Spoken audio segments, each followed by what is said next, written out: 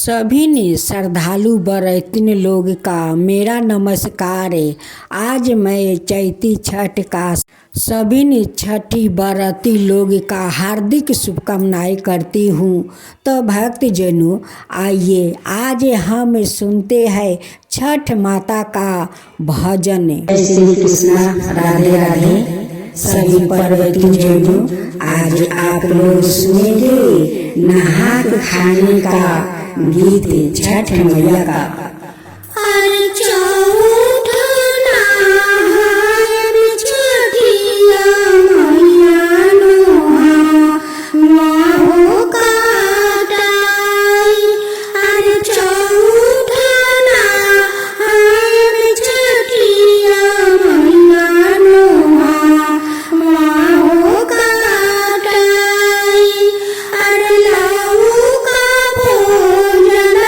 छठिया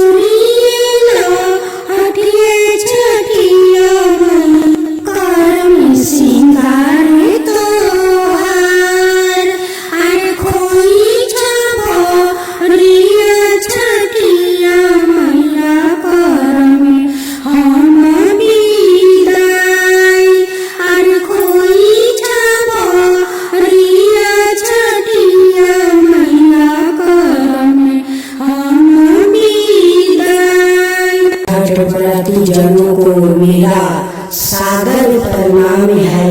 आज मैं कोसी का गीत सुनाने जा रही हूँ। इस कोसी का गीत जरूर सुने।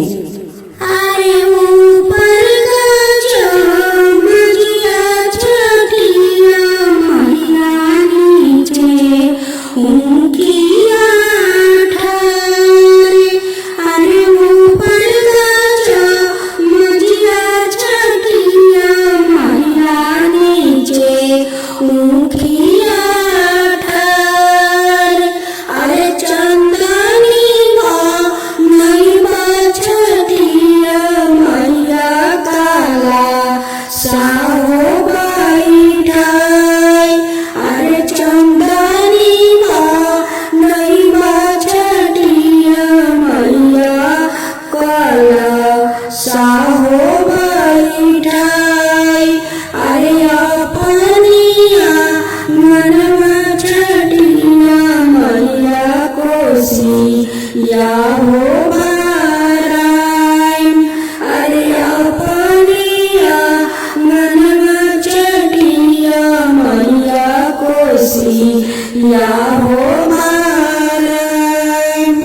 अरे चारों ओरिया गायन छठिया मैया ठेकुआ हो पूरी। अरे ओकरा ऊपर जा लाइन छठिया मैया दीपा वाहो तोहार। अरे ओकरा ऊपर जा लाइन छठिया मैया दीपा वाहो तोहार। अरे चारों गायन छठिया मैया ठेकुआ हो पूरी। अरे दीपा जा लाइन छठिया मैया कोसी या हो बाराय। अरे दीपा जा लाइन छठिया मैया दीपा हो तोहार। अरे अपने आंगनवा छठिया मैया कोसी या हो बाराय। अब छठ मैया का दूसरा गीत। अरे कसम से कई छठिया मैया राउरे इंतजार। अरे कसम से कई छठिया मैया राउरे इंतजार। अरे कब आइए छठी हो मैया घरा वाहो हमार। अरे कब आइए छठी हो मैया घरा वाहो हमार। अरे कसम से कई छठिया मैया राउरी इंतजार। अरे कब आइए छठिया मैया घरा वाहो हमार। अरे एही बार उठैबै छठी मैया राउरी बारात। अरे एही बार उठैबै छठिया मैया राउरी बारात। अरे मंगनी नौती छठिया मैया पुत्र हो तोहार। अरे मंगनी नौती छठिया मैया पुत्र हो तोहार। अरे पुत्र करण में छठिया मैया कर में छठ तोहार। अरे पुत्र करण में छठिया मैया कर में छठी तोहार। अरे सर्व छठ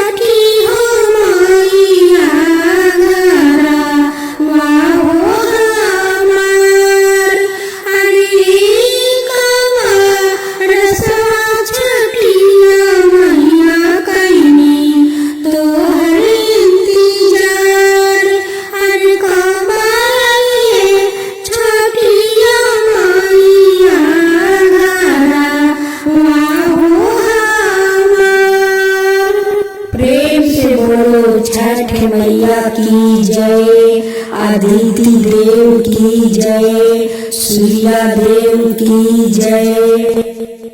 कार्तिक छठ पर्व। सभी श्रद्धालु छठ व्रती को मैं शुभकामना करती हूँ।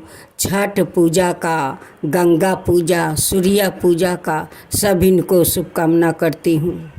हम सब एक साथ 3 पूजा करते हैं, छठ पूजा, सूर्य पूजा, गंगा पूजा। आज सभी श्रद्धालु छठ व्रती सुनेंगे छठ माता का संपूर्ण गीत। छठ व्रती को सादर प्रणाम। आज मैं सुनाने जा रही हूँ सूरज देव की केवड़ा के पात की गीत। केवड़ा के पात पर उगेल सूरज देवा जाके झुके। केवड़ा के पात पर उगेल सूरज देवा जाके झुके।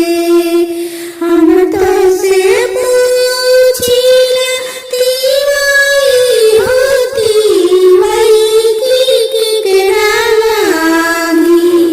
हे करेलु छठ बरतिया की केरा लागी।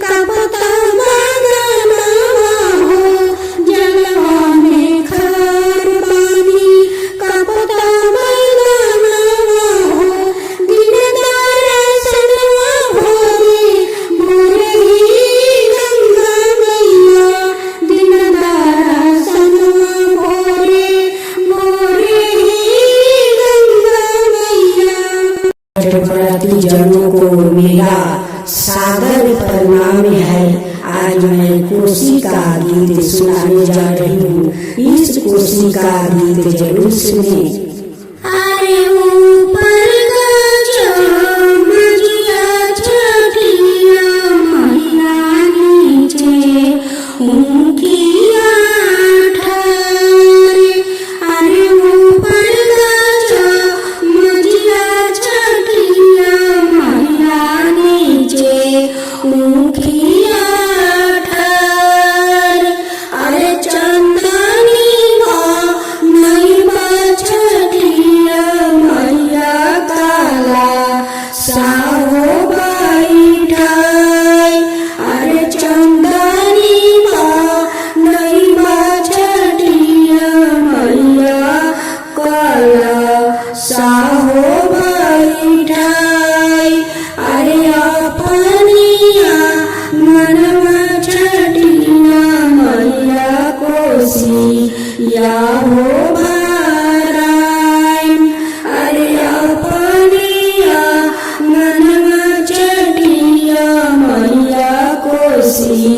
या हो भाराय।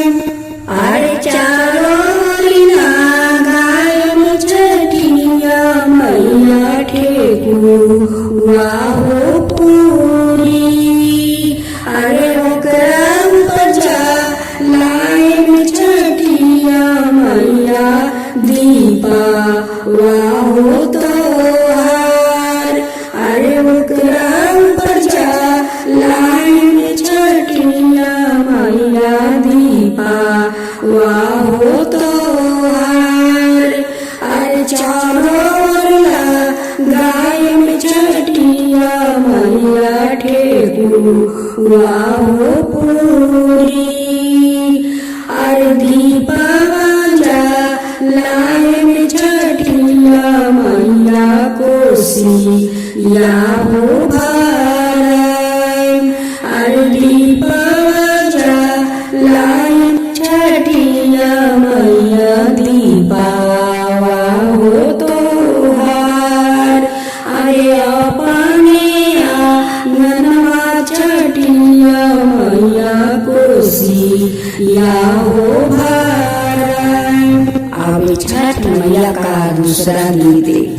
अरे कासन से कई छठिया मैया राउरे इंतजार।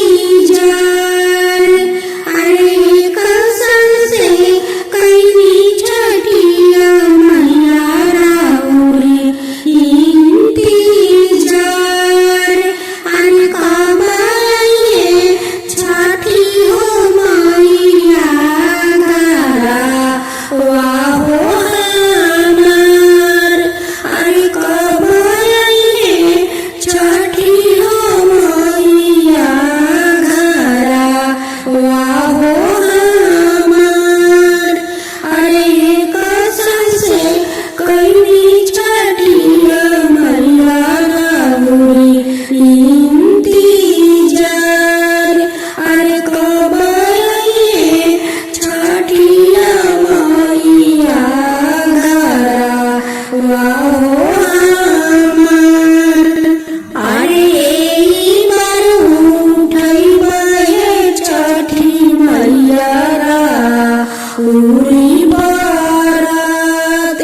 अरे एही बार उठैबे छठिया मैया राउरी बारात। अरे मंगनी नौती छठिया मैया पुत्र हो तोहार। अरे मंगनी नौती छठिया मैया पुत्र हो तोहार। अरे पुत्र करन छठिया मैया कर में छठ तोहार। अरे पुत्र करन छठिया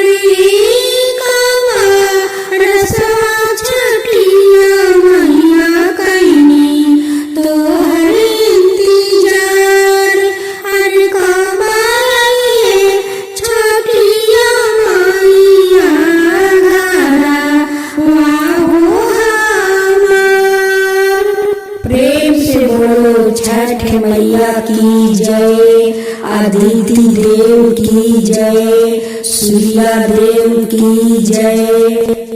छठ व्रत गाथा और राजा रानी की कहानी। बहुत समय पहले की बात है।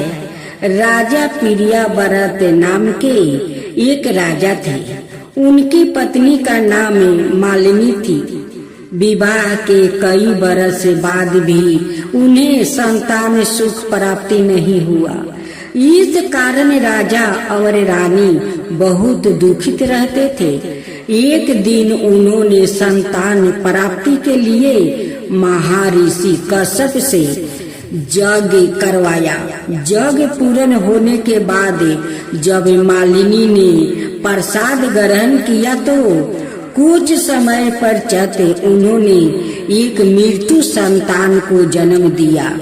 यह देखकर राजा और रानी अत्यंत दुखी हुए और राजा ने अपने प्राण त्यागने का वो निश्चय किया। उसी समय आकाश से एक दिव्या नारी प्रकट हुई। उनके शरीर से दिव्या प्रकाश निकल रहा था। उन्होंने राजा से कहा, हे राजन, मैं छठी देवी हूँ। दृष्टि की समस्त जीवों की रक्षा के लिए ब्रह्मा जी ने मुझे उत्पन्न किया है। मैं उन संतानों की रक्षा करती हूँ जो सच्चे मन से मेरी पूजा करते हैं। राजा प्रियाव्रत ने देवी से क्षमा मांगी और विधिवत उनकी पूजा की।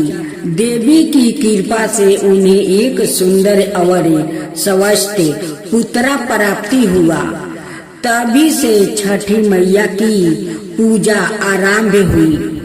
दूसरी गाथा सूर्या पुत्री छठी मैया की एक अन्याय पौराणिक गाथा के अनुसार छठी मैया सूर्या देव की बहन उषा मानी जाती है। माना जाता है कि जब सीता माता वनवास से लौट कर अयोध्या आई तब उन्होंने कार्तिक मास के शुक्ला पक्ष की षष्ठी तिथि को सूर्या देव की पूजा करके राम राज की समृद्धि की कामना की थी। तभी से इस व्रत की परंपरा आरंभ हुई। नहा के खाए व्रत की शुरुआत पवित्र स्नान से होती है। दूसरे दिन व्रती खरना उपवास रखकर शाम को गुड़ चावल की खीर का प्रसाद ग्रहण करती है। तीसरे दिन संध्या अर्घ्य सूर्यास्त के समय जल में खड़े होकर सूर्य देव को अर्घ्य दिया जाता है। सुबह सभी परवैतिन 3 बजे से जाकर जल में खड़ा होकर सूर्य देव को इंतजार करती है। जल में थर थर कांपती है और सूर्य देव को वो गुहार लगाती है कि हे सूर्य देव, जल्दी से दर्शन दीजिए। सूर्य देव लुक झुक करते हुए वो दर्शन देते हैं। सभी बरैतिन सूर्य भगवान को अर्घ देती है और अपना पति पुत्र के लिए कामना करती है। उनसे विनती करती है कि हे सूर्य देव, हे छठी मैया, हमारा पति पुत्र का आप रक्षा कीजिए, स्वस्थ रखिए। जिसका संतान नहीं है वो सूर्य देव से कामना करती है कि हे सूर्य देव, हे छठी मैया, हमारा गोद भर दीजिए। अगले साल मैं कोसी भरूंगी। संतान के लिए वो मनौती मांगती है छठी मैया और सूर्य देव से। छठी मैया का दूसरी कथा। एक घर में जेठानी और देवरानी उनकी सासू माँ थी। जेठानी का 2 संतान था। देवरानी का अभी कोई संतान नहीं हुआ। 3 साल शादी के हो गया था, लेकिन उनकी अभी तक कोई संतान नहीं हुआ। जेठानी सासू माँ से जाकर कहती है कि सासू माँ, अभी तक तो देवरानी का कोई संतान नहीं हुआ। वो लगता है कि वो संतान कभी नहीं देगी। अब तो जेठानी सासू माँ को कान भरने लगती है। इस देवरानी को निकाल कर वो दूसरा अपना देवर को शादी करवाना चाहती थी। कार्तिक महीना था, छठ पूजा आ गया था। एक दिन देवरानी जेठानी को बात सुन लेती है कि सासू माँ के जेठानी तो कान भर रही है। वो देवर को अपना दूसरा शादी करवाना चाहती है। वो छठी मैया से गुहार लगाती है कि हे छठी मैया, मेरा संतान नहीं हो रहा है तो मुझ में क्या कसूर है? आप बताइए, मुझ में क्या कसूर है? क्या गलती हुआ है कि मैं आज तक माँ नहीं बनी और मेरी जेठानी मेरे पीछे पड़ गई है घर से निकालने में। वो मेरे पति को दूसरा शादी करवाना चाहती है। हे छठी मैया, मेरे लाज राख लो, लाज राख लो मैया, लाज राख लो।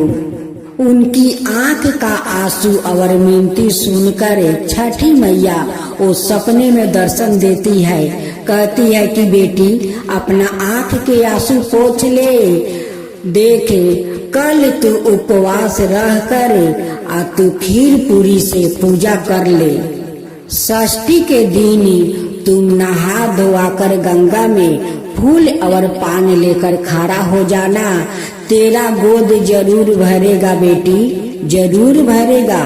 सपने के बात देवरानी छुपा नहीं सकी और अपने जेठानी और सासू माँ को जाकर कहने लगी कि छठी मैया सपने में दर्शन दी थी कि तू भी कल खीर पूरी से पूजा कर ले और षष्ठी के दिन गंगा में स्नान करे, पान फूल लेकर खड़ा हो जाना। ये बात सुनकर सासू माँ और जेठानी हंसने लगती है। कहती है कि अरे, तेरा और कोई बहाना नहीं मिला कि छठी मैया को नाम लेकर तू छठी मैया को कलंकी बना रही है और बहाना कर रही है। छठी मैया मुझे सपना में दर्शन दी थी। तू कितना सती सावित्री है कि छठी मैया आकर तुझे सपना में दर्शन देती है और पूजा करने के लिए कहती है। तू तो सती सावित्री निकली। तू कभी सती सावित्री नहीं हो सकती। तू तो बाजिन है, बाजिन। 3 साल शादी के हो गया, आज तक तो कोई शक नहीं दिया और छठ पूजा करेगी। तू छठ पूजा मत कर। छठ पूजा करने से तेरा कभी संतान नहीं होगा। और वो झूठ मूठ का बहाना बनाना छोड़ दे और चल घर का काम में लग जा। खरना के दिन बेचारी नहा धोआ करे वो खाना बनाती है। देवरानी जेठानी से कहती है कि जेठानी जी, आप लोग के संग बैठकर मैं भी घर का पूजा करूंगी और छठी मैया का भोग लगाऊंगी और न्यूज निकालूंगी। कहती है जेठानी कि चल तू उधर बैठकर खाना खा, यहाँ पर बैठकर तुझे पूजा नहीं करना होगा। जेठानी खीर पूरी का भोग लगाती है, वो छठी मैया का न्यूज निकालती है, लेकिन जेठानी को नहीं बैठने दी और नहीं पूजा करने दी। देवरानी उस खीर पूरी को लेकर आंगन में जाती है। वहाँ पर लीप पोत कर वही पर वो छठी मैया के नाम से न्यूज निकालती है। अग्नि महाराज को न्यूज देती है और माथा टीक कर छठी मैया से वो मिनती करती है कि हे छठी मैया, घर में जेठानी मुझे जगह नहीं दी पूजा करने के लिए, मैं आंगन में करती हूँ, मेरी पूजा स्वीकार करो मैया, मेरी पूजा स्वीकार करो। छठी मैया तो उनकी पूजा स्वीकार कर ली। फिर षष्ठी के दिन वो जाकर गंगा में डुबकी लगाती है और पान फूल लेकर वो गंगा में खड़ा हो जाती है। आदित्य देव से कहती है कि हे आदित्य देव, आप इस पान फूल को स्वीकार कीजिए। मेरा पास तो नहीं सूप है और नहीं फल है, नहीं पकवान है, इस पान और फूल स्वीकार कीजिए। देवरानी शाम को पान फूल लेकर खड़ा होती है, फिर सुबह जाकर नहा धोआकर पान फूल लेकर वो पानी में खड़ा हो जाती है। आज सूर्या देव उनकी पूजा स्वीकार कर लेते हैं, छठी मैया भी पूजा स्वीकार कर लेती है। आज 2 दिन के बाद वो गर्भवती बन जाती है। जब 9 महीना पूरा हो गया तो देवरानी का खूब सुंदर पुत्रा हुआ। अब तो पुत्रा को देख कर जेठानी का मुंह में काली लग गई। अब तो कहने लगी कि ये तो बाझिन माँ बन गई, अब तो इनकी आदर भाव बढ़ जाएगी।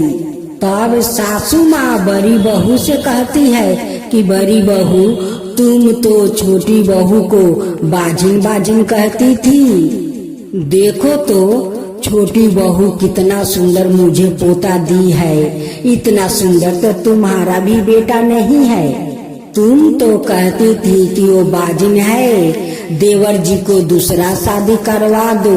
आज मैं दूसरा शादी करवा देती तो मेरी बहू तो घर से चली जाती, इतना सुंदर मैं पोता कहाँ से पाती।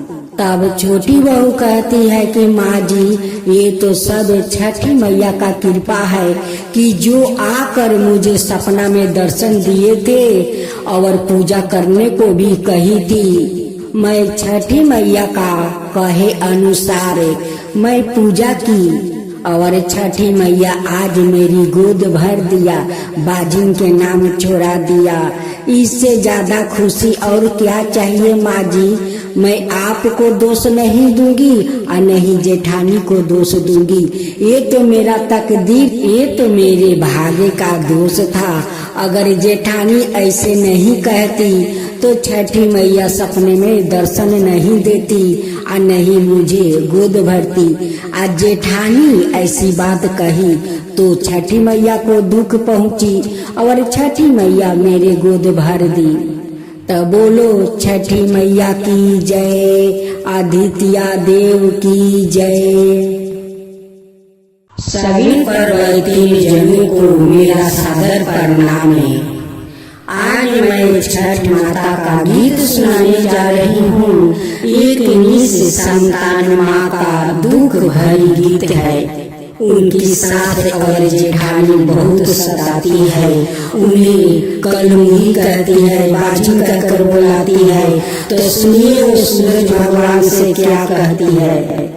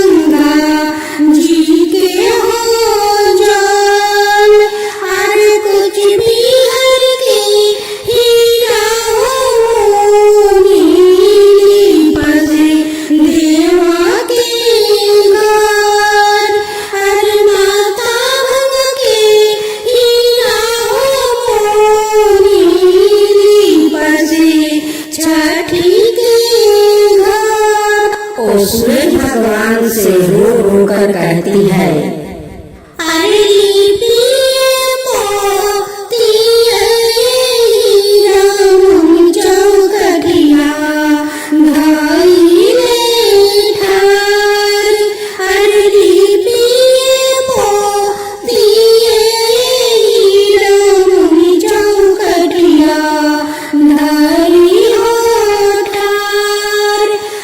सासू मोरा मरली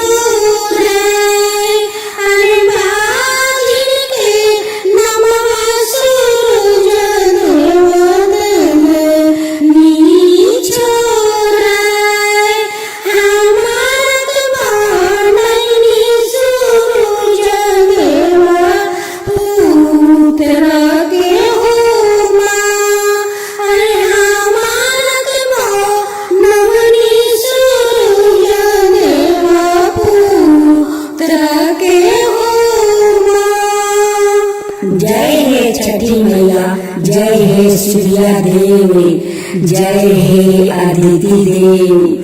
आपका कृपा महिमा अपरंपार बा, और सुने कोसी का गीते। अरे मंगनी मनौती छठिया मैया भरमे कोसिया तोहार। अरे मंगनी मनौती छठिया मैया भरमे कोसिया तोहार। अरे मुखवा के झंडी लगई काला साओ बैठाय। अरे मुखिया के झंडी लगई काला साओ बैठाय। अरे चारों ओर जो रही बाए छठी मैया गिरुआ के हो दीप। अरे चारों ओर जो रही बाए छठी मैया गिरुआ के हो दीप। अरे झालर मोती से छठिया मैया सजाए में हम झंडील। अरे झालर मोती से छठिया मैया सजाए में हम झंडील। अरे चंदनी बनई छठिया मैया कोसिया हो भराई। अरे चंदनी बनई छठिया मैया कोसिया हो भराई। अरे हुमावा जो लई छठिया मैया ना हो हमार। अरे कोसिया भरई छठिया मैया ना हो हमार। अरे हो जो लई छठिया मैया ना हो हमार। अरे कोसिया भरई छठिया मैया ना हो हमार। अरे मंगनी मनौती छठिया मैया भरमे कोसिया तोहार। अरे मंगनी मनौती छठिया मैया भरमे कोसिया तोहार। अरे झंडी लगई छठिया मैया काला साहो बैठाय। अरे झंडी लगई छठिया मैया काला साहो बैठाय। अरे चारों ओर जलई छठिया मैया गिरुआ के हो दीप। अरे चारों ओर जलई छठिया मैया गिरुआ के हो दीप। अरे आप सभी सुनिए छठी मैया का सुपर गीत। छठी मैया की आयल मामा रात गंगा घाटावा परी। छठी मैया की आयल मामा रात गंगा घाटावा पर। देखा देखा आयल मामा रात गंगा घाटावा पर। देखा देखा आयल मामा रात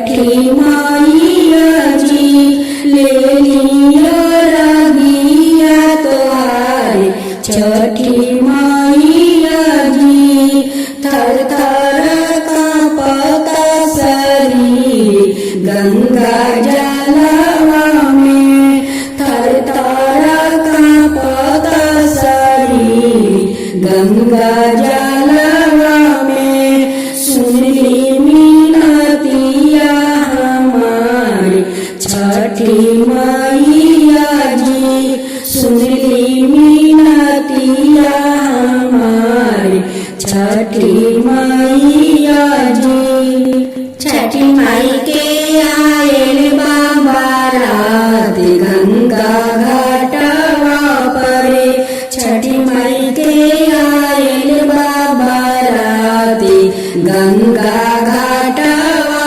परे बाजा बाजत बाटे नेटुआ नाचत बाटे घाटवा परे बाजा बाजत बाटे नेटुआ नाचत बाटे घाटवा परे छठी माई के आयल बाबा रात गंगा घाटवा परे छठी माई के आयल बाबा रात गंगा घाटवा परे छठ माता का दूसरा भजन हाथ जोड़ी कारी मिनतिया तोहार छठी मैया हाथ जोड़ी कारी मिनतिया तोहार छठी मैया एक ही आसरा बाटे हमार बाजिन के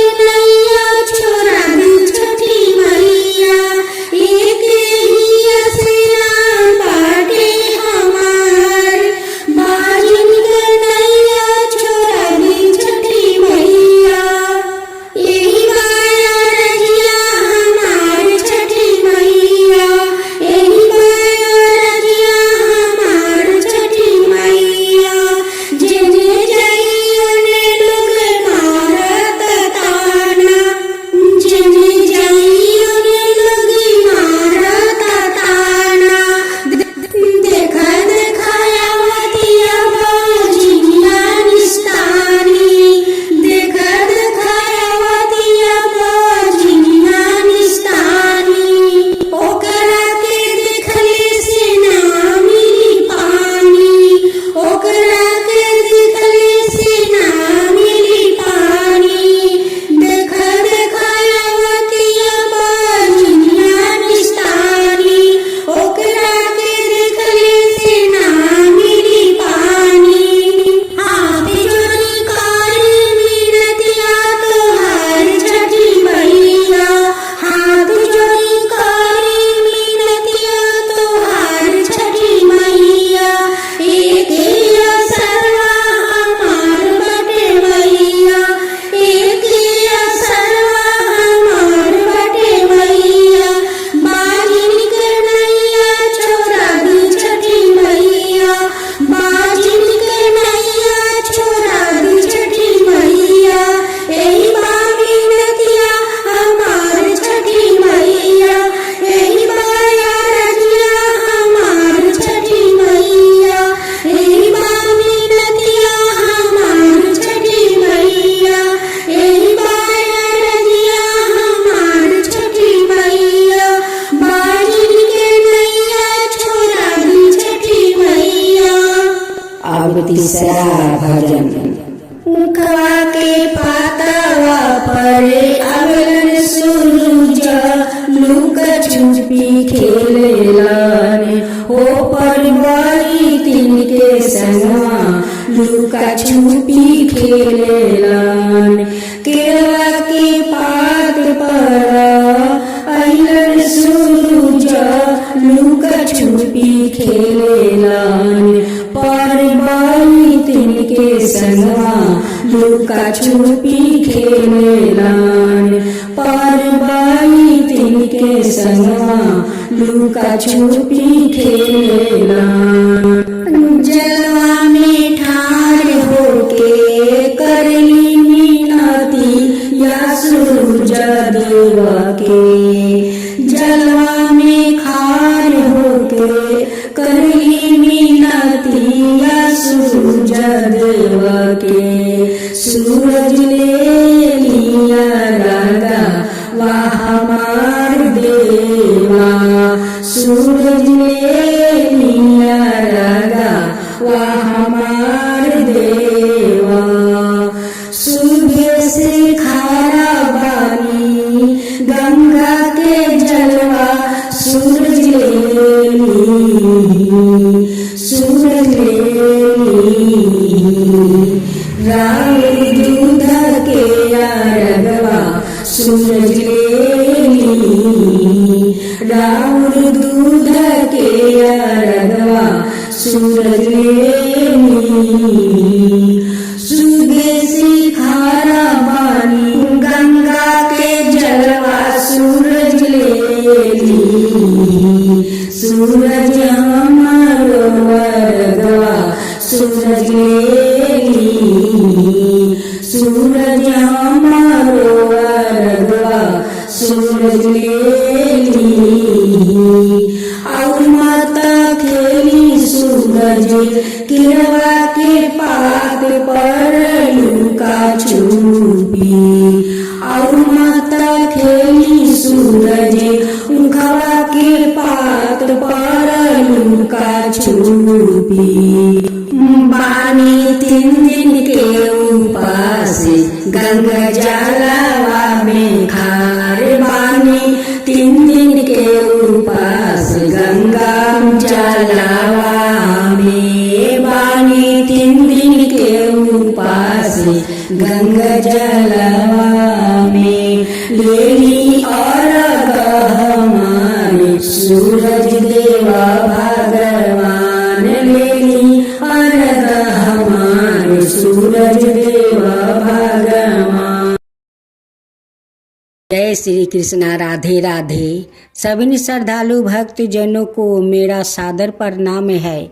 आज मैं चौथे नहान की कथा सुनाने जा रही हूँ। इस कथा को आप सभी श्रद्धा भाव से सुने और सूर्या देव और छठी मैया का आशीर्वाद को प्राप्ति करे। एक समय सूर्या महाराज छठी मैया के साथ हरिद्वार में घूम रही थी। छठी मैया ने देखती है कि शास्त्रों मनुष्य गंगा में नहा नहा कर हर हर गंगे कहते चले जा रहे हैं, परंतु पराये सभी दुखी और पापे परायण है। तब छठी मैया जी ने बड़े आश्चर्य से सूर्या देव से पूछती है कि हे देव, गंगा में इतनी बार स्नान करने पर भी इनके पाप और दुखों का नाश क्यों नहीं हुआ? गंगा में असमर्थ नहीं रही? सूर्या देव ने कहा, प्रिय गंगा, मैं तो वो ही समर्थ है, परंतु इन लोगों ने पाप नाशनी गंगा में स्नान ही नहीं किया है, तब इन्हें लाभ कैसे हो सकता है? छठ परमेश्वरी आश्चर्य से कहती है कि स्नान कैसे नहीं किया, तभी तो नहा नहा कर आ रहे हैं। अभी तक इनके शरीर भी नहीं सूखे हैं। तब सूर्य भगवान ने कहा, हे छठी, आज कार्तिक शुक्ल पक्ष के चौथ है। आज केवल जल में डुबकी लगा कर आ रहे हैं। तुम्हें कल इसका रहस्य समझ जाओगी। दूसरे दिन बड़े जोर की बरसात होने लगी, फिर भी सारे व्रती गंगा स्नान करना नहीं छोड़ी, क्योंकि चौथ का नहान था। गलियां कीचड़ से भर गई। एक चौराहे रास्ते में एक गहरा गाढ़ा था। चारों ओर लपेटीला कीचड़ भर रहा था। सूर्य देव ने लीला से ही वृद्धा रूप धारण कर लिया और दिन विशेष की तरह गड्ढे में जाकर ऐसे पड़ गया जैसे कोई मनुष्य चलता चलता गड्ढे में गिर पड़ा हो। सारे गली का कीचड़ वो साफ हो गया, गंगा का पानी एकदम झलकने लगा। सबिन बरैतिन नहा धोआ कर अपना घर गई। दूसरा दिन पश्चिमी था। पश्चिमी के दिन सभी बराती शाम के समय गुड़ लगाकर खीर बनाती है और रोटी बनाती है। आज शाम को छठी के नाम से वो न्यूच निकालती है और माथा टिकती है और छठ परमेश्वरी से वो कामना का भीख मांगती है। छठ परमेश्वरी सब कुछ जानती है, फिर भी सूरज देव से कहती है कि सूरज जी वो छठ परमेश्वरी कवन है।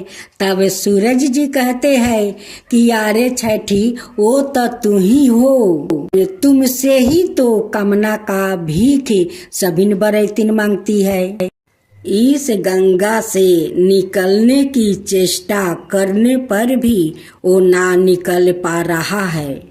छठी माता को उन्होंने यह समझा कर गड्ढे के पास बैठा दिया कि देखो तुम लोगों को सुन कर यूं पुकारती रहो कि मेरे वृद्धा पति अकस्मात गड्ढे में गिरे पड़े हैं, कोई पुण्य आत्मा इन्हें निकाल कर इनके प्राण बचाए और मुझे असहाय की सहायता करे।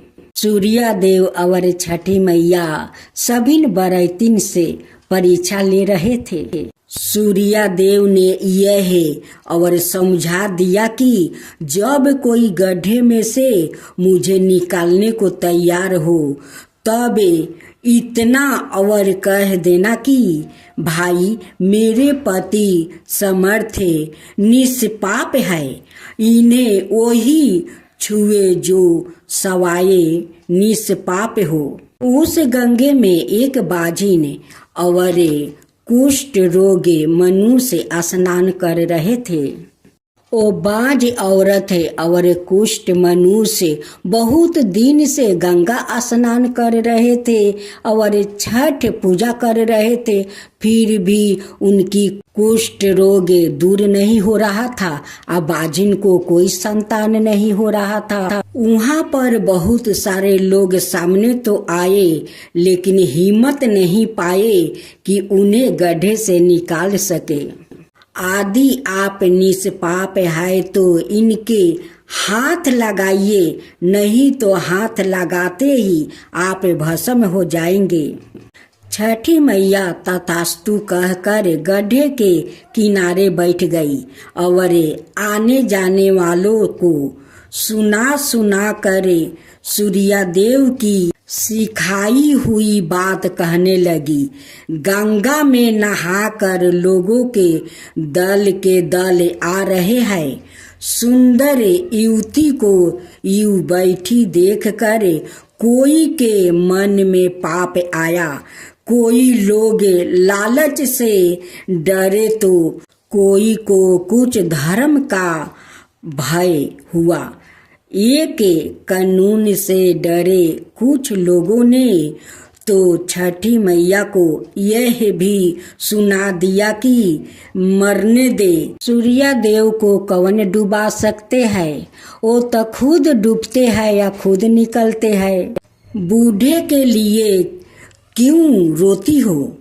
आगे और कुछ दयालु सच रीति पुरुष थे, उन्होंने करुणा बस हो युवती के पति को निकालना चाहा, परंतु छठ माता के वचन सुनकर वो भी रोक गया।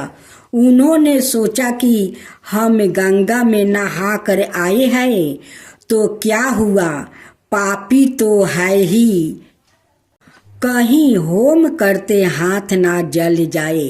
बूढ़े को निकालने जाकर इस स्त्री के कथन अनुसार हम सवाए भस्म न हो जाए।